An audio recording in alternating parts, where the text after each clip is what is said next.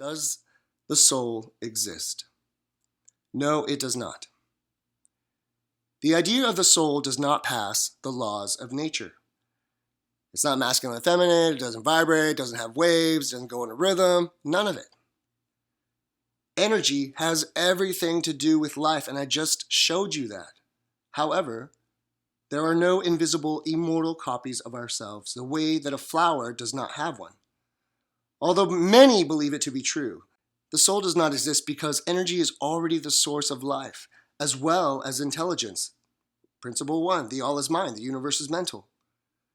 Besides, alternate realities do not exist, including spiritual realms. Everything can be proven in this reality, as I've expressed in the last 6 videos. The institutions that say these things need to be questioned and re-examined, as none of them ever explain how nature works, while even making good people look forward to death. And that's the saddest part. But what did Jesus say about gravity? What did Muhammad say about gravity?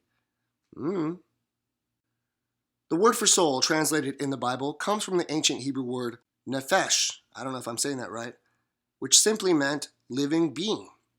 Although it pertains to intelligent beings, it did not have anything to do with invisible copies of intelligent beings or afterlife. That did not start until the additions to the Torah, including the New Testament, which resulted in the Bible.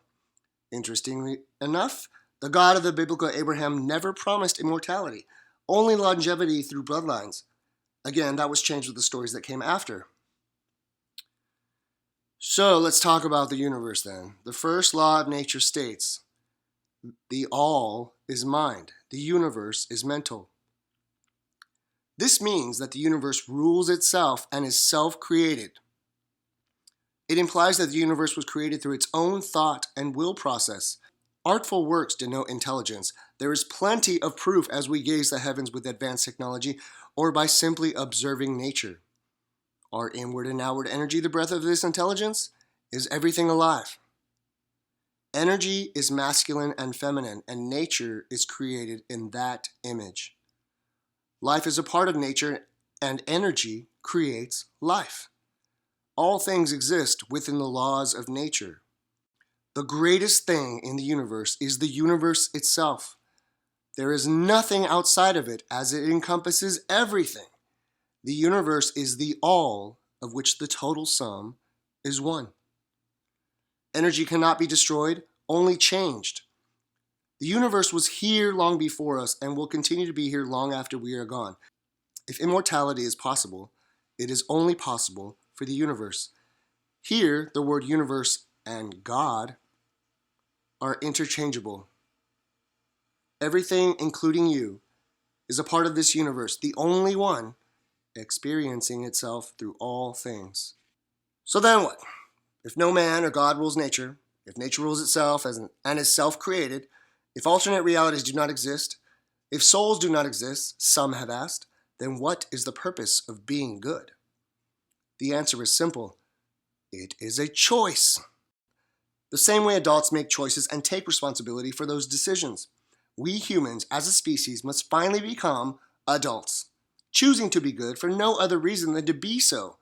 Goodness is the reward. We no longer need false hope or false promises to ensure our good nature. It is a choice because we are free. It is most certainly a great responsibility to declare that invisible realms and souls do not exist. What code of goodness will benefit society then? While searching through the ancient cultures to see what they believed, an answer was found that was satisfying and logical. And remember, I learned physics by studying the ancient past. So this is a part of what I learned, and I'm very honored to share this with you. You will recognize that they are very similar to the 10 Commandments.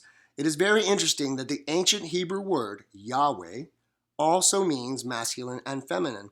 It's if that word means nature or universe. In time and through translations, that word was changed to Lord, all capital letters. Applying the meaning of that name towards the 10 Commandments resulted with an understanding that was satisfactory. The excess was stripped away to its simplicity. The last 2 were added for obvious reasons. Since I am no God nor anything else other than a random human, I have no power to command anything or anyone. I humbly offer you this: 12 principles for free beings, us humans. Besides, we are meant to be free, even mentally. They are only principles, nothing more. It can be a personal code if you so choose, or not. You are free, after all. Consider an equation for a society that promotes restraint to ensure freedom. With regard to worship, nature does not require it or demand it of anything or anyone, although respect, reverence, gratitude, and honor are always good. You are free to interact with the universe as you see fit.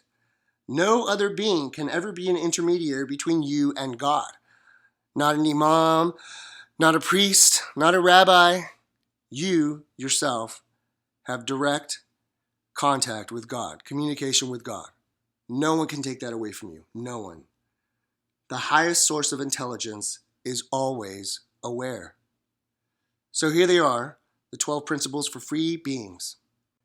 And I painted out a pizza because you can share pizza. There's 12 slices.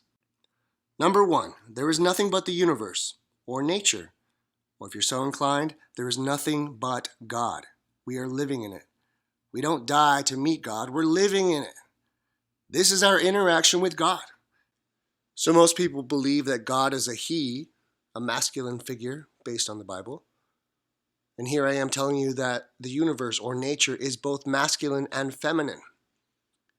So that means I am equating God to being both masculine and feminine, but it's not an androgynous thing.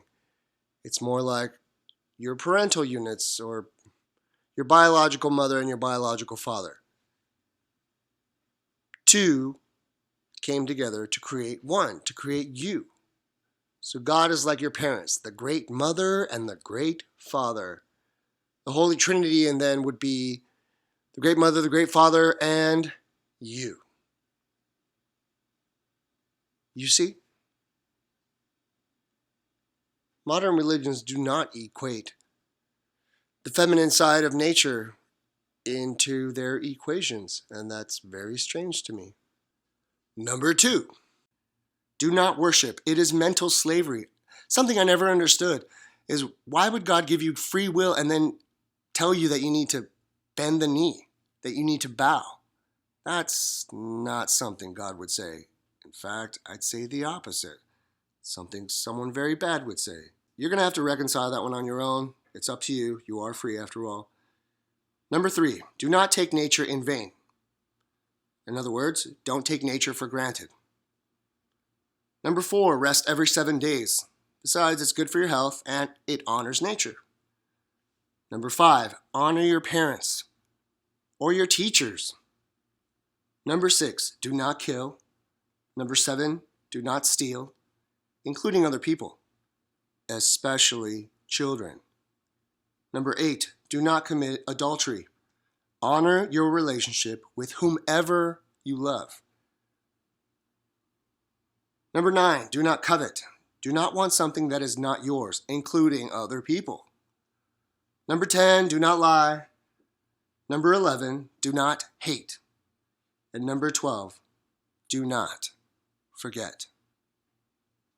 Thank you so much for your time. God bless you.